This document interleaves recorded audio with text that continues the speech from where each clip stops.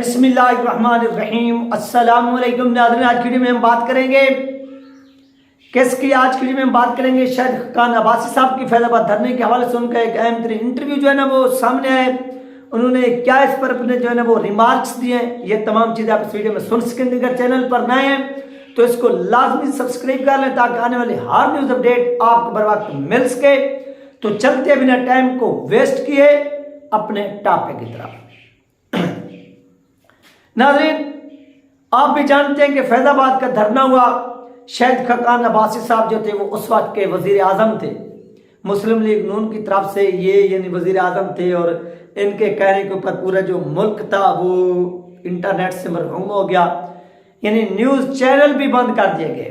ابھی جو حال ہی میں عمران خان صاحب نے پورے ملک میں احتجاج کی، جب وہ گرفتار ہوئے تو ان کی پارٹی کی جانب سے کال دی گئی، تو اس وقت یعنی انٹرنیٹ تو بند ہوا لیکن جو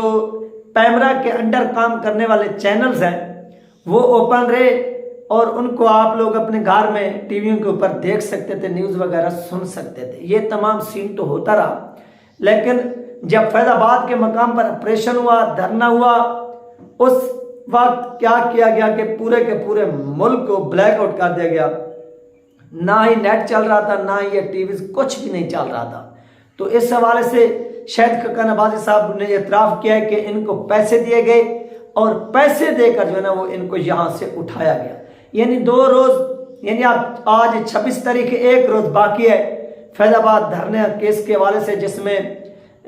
فیض عیسیٰ صاحب جو ہیں وہ سماعت کریں گے۔ تو ابھی سے جو اس وقت کی حکومت تھی یا وزرات تھے وہ کافی ایکسائٹڈ نظر آ رہے ہیں کہ اس میں کیونکہ ہمیں رگڑا گیا، ہمارے خلاف مشکلات کھڑی کی گئیں، اور جن جن لوگوں نے کھڑی کی ہیں ان کے خلاف کارروائی ہونی چاہیے، اور لازمی جو ہے نا وہ کارروائی ہونی چاہیے۔ یہ کن کی خواہش ہے؟ یہ ان لوگوں کی خواہش ہے جو لوگ اس وقت کیا تھے، اس وقت حکومت کے اندر تھے، اور حکومت کے ہوتے ہوئے یہ اس دھرنے کو نہیں اٹھا سکے، اور عوام جو تھی وہ ان کے اوپر حاوی ہوگی، کیونکہ اب طاقت جو اصل سرچشمہ ہے طاقت کا وہ عوام ہی ہے۔ عوام جس کے ساتھ کھڑی ہو جائے جس مسئلے پر بھی، تو اس کو پھر جو ہے نا وہ گھٹنے ٹیک کر بھی آپ لوگ کو ماننا پڑتا ہے، اور عوام نے پھر گھٹنے ٹکوائے۔ پھر وہ جو زید حامد وزیر قانون تھا وہ رات کے اندھیری میں رات کے 1 بجے بھی کھڑے ہو کر استعفیٰ دیتا ہے کہ میرا یہ وزارت سے استعفیٰ ہے، اور وہ بڑے بڑے لوگ جو کہتے تھے کہ یہ استعفیٰ نہیں دے گا وہ بھی چھپ گئے تھے کہ اب یہ ہمارے ساتھ ہونے والا کیا ہے۔ یہ تمام چیزیں ناظرین شاہد خاقان عباسی صاحب نے کی ہیں، آئیے سب سے پہلے وہ آپ کو سنواتے ہیں۔ تو جو لاسٹ کامنٹ، یہ جو دھرنا والا کیس ہے اس کو جو کل اس کی ہیئرنگ ہوئی، اس کی آپ اہمیت کیا سمجھتے ہیں اس کی؟ یہ جو کیس مجھے پتہ نہیں ہے کس بات پہ وہاں پر شکایت کیا ہے، کون سا قانون توڑا گیا ہے، مجھے اس کا پتہ نہیں ہے۔ 2 دھرنے مجھے یاد ہے، 2 دھرنے ہوئے تھے، ایک جب میاں نواسی وزیر اعظم تھے، ایک جب میں وزیر اعظم تھا۔ 2 دھرنے ہوئے تھے فیض آباد میں، اور مفلوج کیا گیا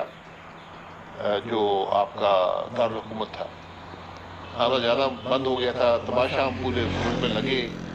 اور ایک دھرنے کے بعد تو ہم نے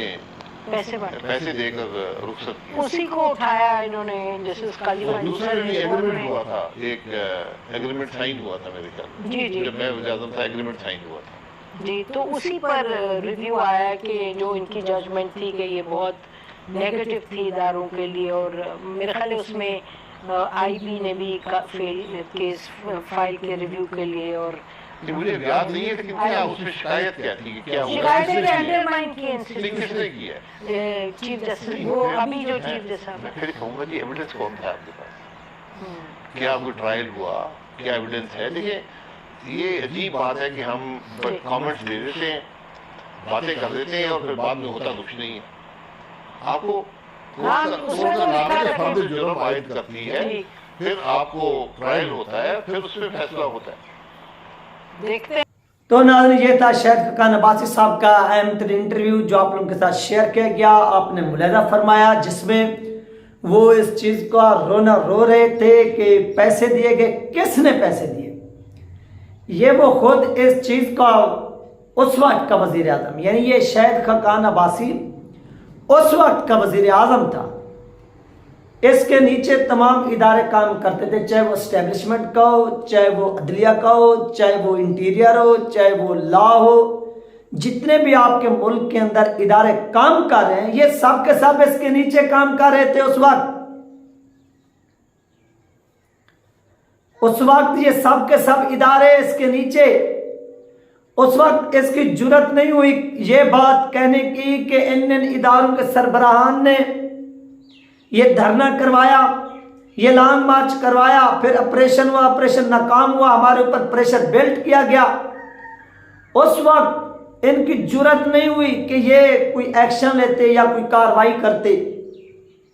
یا یہ بھی بول دیتے، قوم کو بتاتے کہ دیکھیے یہ ہمارے ساتھ سین ہوا ہے اور اس کے ذریعے ہی ہمیں پریشرائز کیا گیا، اور یہ وہ بندے ملوث ہیں، اور ان لوگوں نے پیسے لیے ہیں اور ان لوگوں نے پیسے دیے ہیں۔ اس وقت ان کے پاس اختیار تھا، طاقت تھی، سب کچھ تھا، لیکن اس وقت یہ سوئے رہے۔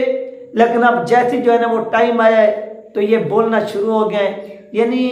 ہر انسان جو ہے نا وہ ایک مطلب پرست ہوتا ہے، وہ مطلب دیکھتا ہے کہ اب جو ہے نا اس مسئلے پر جو ہے نا میرا یہ مطلب ہے اور اس سے مجھے یہ مفاد حاصل ہوگا، اس مطلب پرستی کی جو ہے نا یہ اب سیاست کر رہے ہیں، اور سیاست کرتے رہیں، ہمیں اس سے کوئی اعتراض نہیں ہے، جو سیاست کرتا ہے وہ کرتا رہے۔ لیکن یاد رکھیے ایک بات، آپ لوگ یاد رکھیے کہ مرد وہی ہوتا ہے جو میدان میں کھڑا رہتا ہے۔ اگر یہ اس وقت میدان میں کھڑے تھے، وزیر اعظم شپ تھی ان کے پاس، تو یہ اس وقت آنکھوں میں آنکھیں ڈالتے اور یہ اس وقت بلا لیتے کہ آئیے صاحب جی آپ میرے نیچے کام کرتے ہیں۔ آپ لوگوں نے کیا کیا ہے، ان کو ہمارے سر پہ چڑھایا ہے، بٹھایا ہے، اور آپ کی وجہ سے ہم یہاں تک پہنچے ہیں،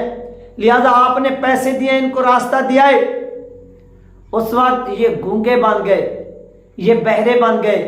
لیکن آج یہ بول رہے ہیں۔ تو اسی چیز کو تو میں منافقت کہتا ہوں کہ یہ سب سے بڑی منافقت ہے، اور اسی منافقت کے میں خلاف ہوں کہ جب آپ کو کرسی پہ اسٹیبلشمنٹ بٹھائے تو اسٹیبلشمنٹ جیسی کوئی عظیم پارٹی نہیں، جیسے ہی وہ آپ کو گرائے تو پھر اس جیسی کوئی آپ کی دشمن مخالف پارٹی نہیں۔ تو یہ چیز نہیں ہونی چاہیے، جو چیزیں آپ نے پہلے بولی وہ چیزیں آپ اب بولتے، نظر تو آ رہے ہیں آپ اس وقت بولتے، لیکن آپ اس وقت کرسی کا مزہ لوٹتے رہے۔ اور آپ کو بھی علم ہونا چاہیے یہ جو کرسی ہے یہ چند دن کے اگر فیض آباد کے لوگوں نے پیسے لیے تھے وہ کون لوگ تھے؟ آپ تو وزیر اعظم تھے، ایجنسیوں کی رپورٹ آپ کے پاس سب کچھ، تو آپ نام بتا دیتے، اس وقت قوم سے ایک خطاب رکھتے اور اس خطاب میں قوم کو کہتے کہ دیکھیے یہ فلاں فلاں شخصیات ہیں، انہوں نے پیسے لیے ہیں، دیے ہیں، یہ کام کیا ہے، لہٰذا اس بنیاد پر ہم اب کیا کرنے جا رہے ہیں، ہم ان کے خلاف کارروائی کرنے جا رہے ہیں، اور ہمارے خلاف یہ جو دھرنا ہوا یہ ایک بہت بڑی سازش تھی۔ لیکن آپ نے اس وقت ایسا نہیں کیا، آپ خاموش رہے، جس سے ایسے ظاہر ہوتا ہے کہ یہ آپ کی منافقت تھے، اور آپ کی اس منافقت کی وجہ سے ملک کے اندر اس وقت کیا ہوا، ایک بحران پیدا ہوا، اور جنہوں نے اس بحران کو ختم کیا اب آپ ان کے خلاف جو ہے نا وہ ہوتے جا رہے ہیں۔ ایسا نہیں کرنا چاہیے، ایسا آپ اس وجہ سے کرتے ہیں کہ جب آپ کسی کو بلیک میل کر رہے ہو اس وقت آپ کرتے ہیں تاکہ وہ آپ کی بلیک میلنگ میں آئے، انڈر پریشر ہوں، اور اس سے آپ سیاسی جو ہے نا وہ اپنا ایڈوانٹیج حاصل کرتے ہیں، فوائد حاصل کرتے ہیں۔ اس طرح سے نہیں ہونا چاہیے، بلکہ تھوڑا حوصلے بلند رکھنے چاہیے، حوصلے بڑھانے چاہیے۔ ہمیشہ اگر آپ تنہا بھی کھڑے رہتے یہ ہوتا نا آپ کی حکومت ٹوٹ جاتی نا، لیکن اگر آپ حق اور سچ پر تھے تو ڈٹ جاتے، آپ وہ چھپتے نہیں، لیکن آپ نے کیا کردار ادا کیا، آپ لوگ چھپ گئے۔ یہ وہ بنیادی فرق ہے، یہ وہ بنیادی وجہ ہے جس پر جو ہے نا آج بھی افسوس ہوتا ہے کہ پاکستان کے اندر جو منافقانہ سیاست ہے، جو منافقت ہے وہ عروج پر ہے۔ یہ منافقت نہیں ہونی چاہیے، کسی بھی صورت نہیں ہونی چاہیے۔ آپ جو بھی بات کریں سٹریٹ کریں، سیدھا کریں، سامنے کریں، چاہے لوگوں کو جتنی بھی بری لگے، لیکن جب آپ سامنے بات کریں گے کسی کو اتنی تکلیف بھی نہیں پہنچے گی اور معاملات بھی سدھر جائیں گے، حل ہو جائیں گے۔ لیکن آپ جب پیٹھ پیچھے باتیں کر رہے ہوں کہ فلاں فلاں نے پیسے لیے تو اس سے دکھ پہنچتا ہے، لہذا ان چیزوں سے آپ گریز کریں، اپنی سیاست کو چمکانا ہے تو سیاسی میدان میں نکلو، میدان میں کھڑے ہو کر بات کرو، اور اس وقت کرتے جب آپ کے پاس اختیار تھا۔ یہ تین ناظرین، ہم تین اپڈیٹ جو آپ لوگوں کے ساتھ شیئر کریں گے، انشاءاللہ ملتے ہیں نیکسٹ ویڈیو میں۔ اللہ حافظ۔